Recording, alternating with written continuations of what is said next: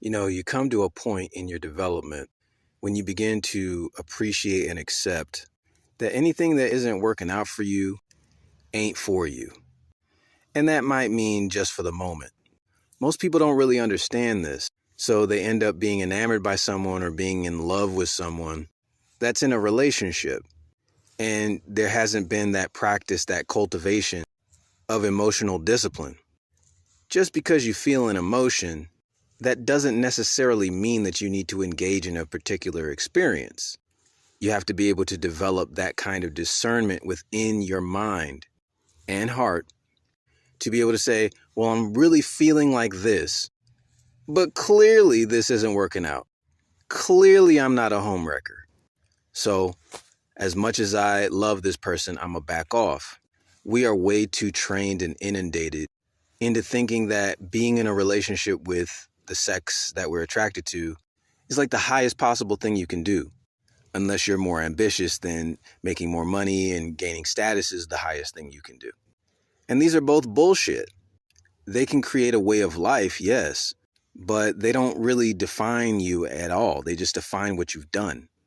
And they both still have their fair share of responsibilities even after achieving them or after establishing them.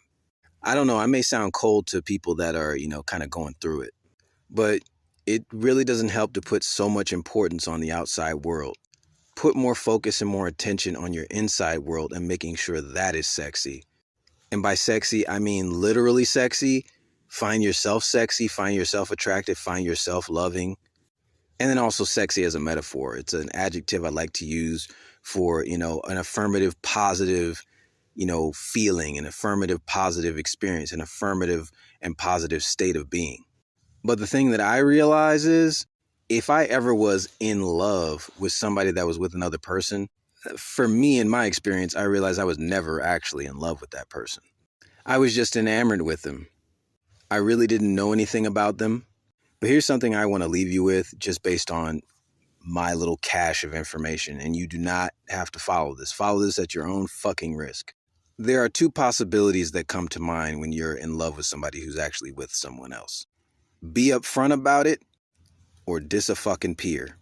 Very few people have the maturity to stick around and, kind of say, okay, whatever. Tell the one that you love that you care for them, even if y'all can't be friends anymore. And if the person they're dating is cool, you want to make sure they know as well. You don't want any fucking secrets. You don't want any fuck karma going on. Be honest or be gonest.